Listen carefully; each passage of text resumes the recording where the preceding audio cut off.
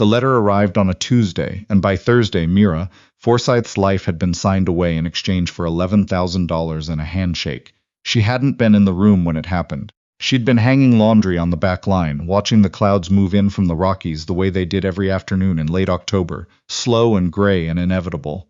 Her father, Gerald Forsythe, had not called her inside. He had not asked her opinion. He had simply done what men like Gerald did when the walls closed in. He had looked around for something to sell, and what he'd found was her. The man who came to collect her 3 days later drove a black truck that was older than it looked, the kind that had been maintained with serious intention. He parked at the end of the gravel drive and walked to the door without hurrying. His name was Declan Ware. He was 36 years old, broad through the shoulders, with dark hair going silver at the temples and a face that had spent considerable time outdoors. He did not look like a man who bought women. He looked like a man who fixed fences and rose before the sun and kept his word. That was what made it worse, Mira would think later. If he'd been cruel, it would have been easier to hate him cleanly. Gerald met him at the door. Mira stood in the kitchen doorway with a dish towel in her hands, and the two men spoke in low voices about the arrangement, as though she were a piece of property being transferred, which, she supposed, was precisely what was happening. $11,000. Enough to cover what Gerald owed Dale Tanner, who ran a loan operation out of a back office in Pincher Creek, and who had made it clear, the previous week, that patience was no longer a virtue he intended to practice. Declan looked past Gerald's shoulder and found her eyes. He did not look away. That was the first thing she noticed about him. He did not flinch from what he was doing. "Miss Forsythe," he said. "Mr. Ware," she said back, because she had been raised to be polite even when the world was being monstrous. She packed one bag. Gerald did not come to her room while she packed. Her mother had died when Mira was 9, and there was no one else in the house. She folded her 2 good sweaters, her paperback novels, the photograph from the bedside table, her mother young, and laughing at a lake somewhere, before everything, and she walked out to the black truck without letting herself look back at the house. The drive to Ware Ranch took 40 minutes. Declan drove without speaking for most of it, which she appreciated more than she expected. The land opened up around them, the foothills flattening into wide pasture broken by stands of aspen, and the sky was the particular shade of pale blue that only existed in Alberta in autumn, the kind that looked like something had been washed out of it. "You don't have to be afraid," he said, about 20 minutes in.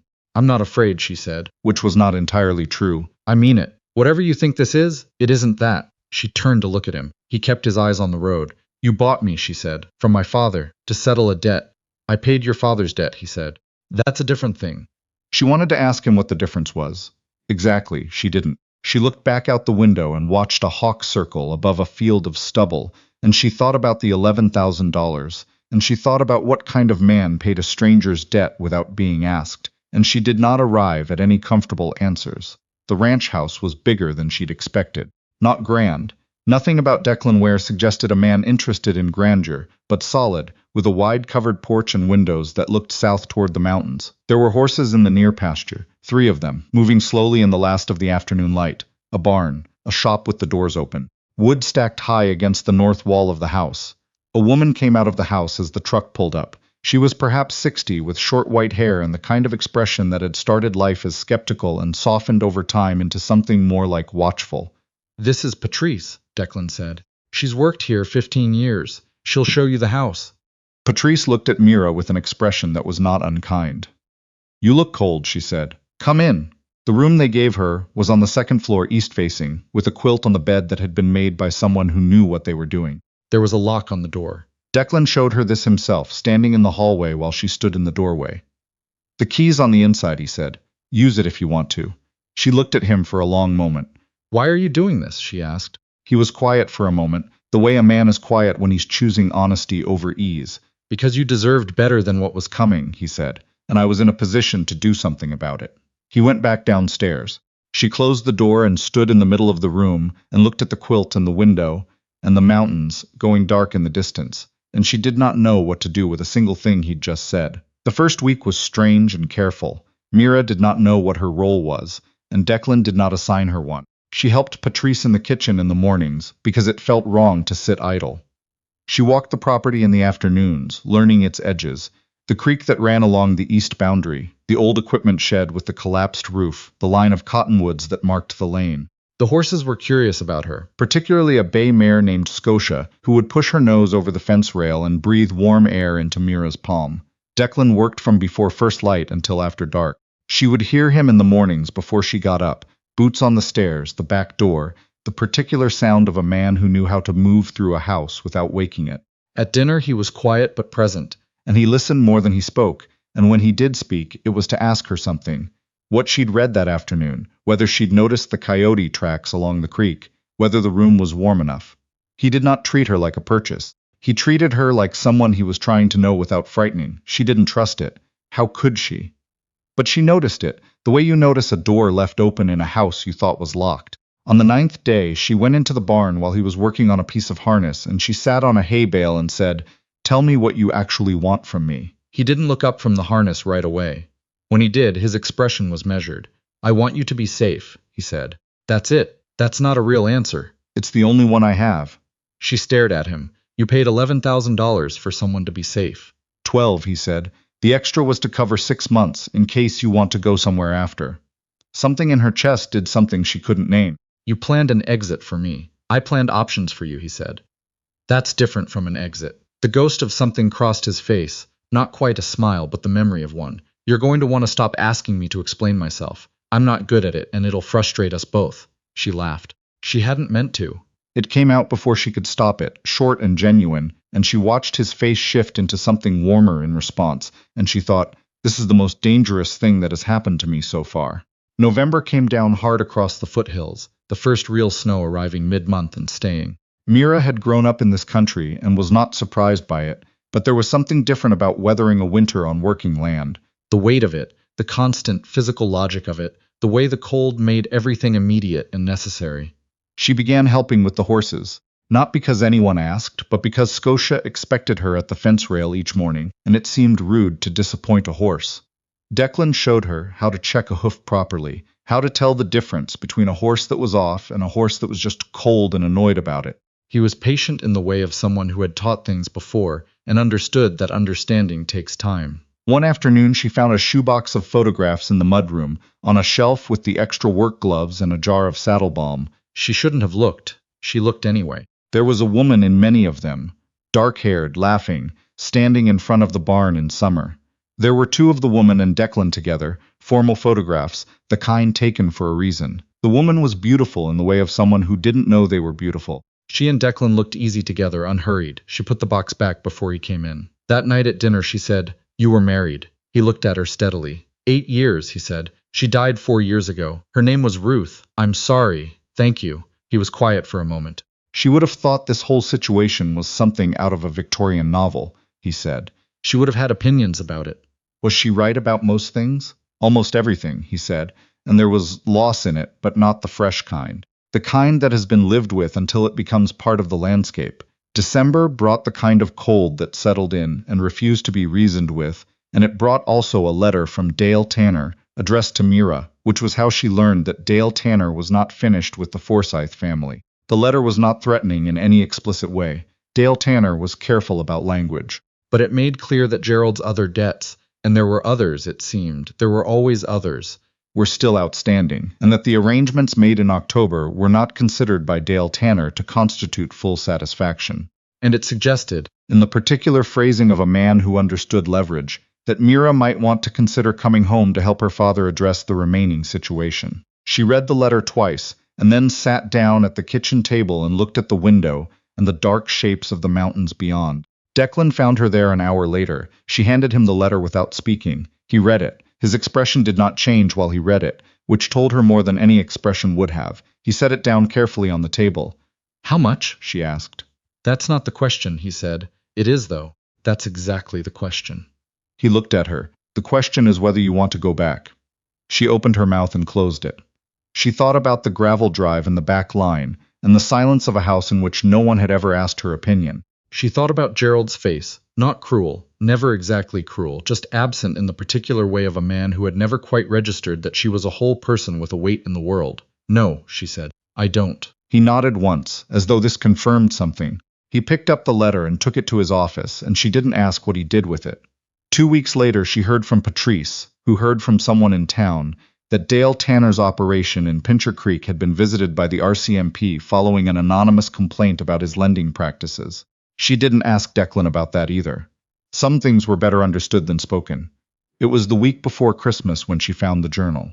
Not snooping, she was clearing the bookshelf in the living room, because the shelf had developed a lean and she'd offered to fix it, and the journal slid out from behind a row of field guides. It was a plain brown cover, her name written on the inside page in handwriting she didn't recognize. Not her name. A name she'd had as a child, before she'd started going by Mira. A nickname her mother had used. Miri. She sat down slowly on the floor. The journal was not Declan's handwriting. It was Ruth's. She recognized the name signed at the bottom of the first entry. And the first entry was dated 9 years ago, and it began. Declan came home from Lethbridge today talking about the girl from the Forsythe place. I don't think he knows he does it. I don't think he knows what his face looks like when he says her name. Mira read 3 pages, and then she stopped because her hands were not quite steady. Ruth had written about it with a clarity that was not jealousy. It was something more honest than that. She had written about the night Declan had come in late in November 9 years ago, after pulling over on the highway because a car was in the ditch in a snowstorm, and how the girl inside had been 17 and shaken but unhurt, and how Declan had sat with her until the tow truck came and made sure she got home, and how he had never mentioned it again except in his face, which Ruth said had always been an easier read than he knew. He loves her the way people love the idea of something whole. When everything around them is breaking, Ruth had written, I'm not threatened by it.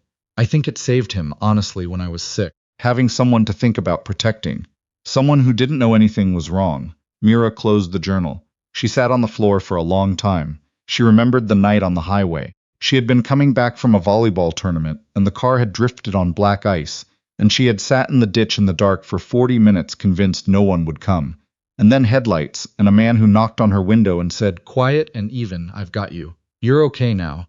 She had not seen his face clearly in the dark. She had not remembered a name. She had thought about him for weeks afterward, the steadiness of him, the complete absence of drama in the way he'd handled it.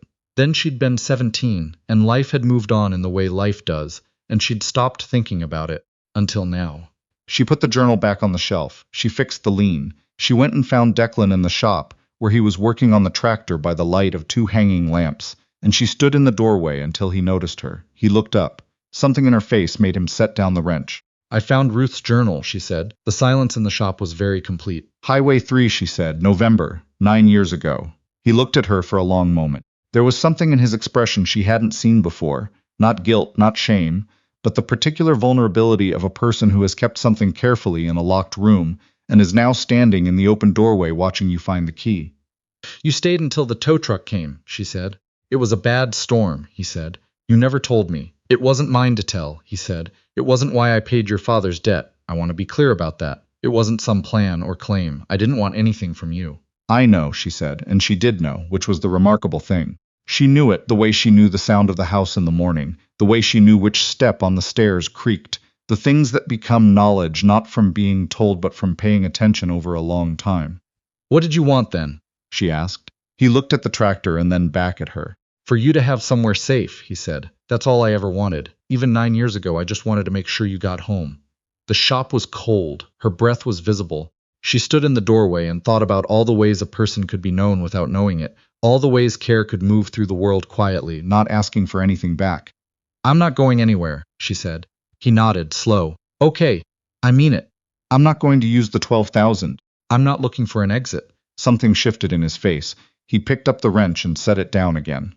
That's a different thing, he said carefully, from staying. I know what it is, she said. She walked across the shop, which was something she had not planned and could not have explained, and she stopped in front of him and looked up at his face in the lamplight. All the years in it, all the weather, the patience she'd been trying not to trust since the day she'd arrived.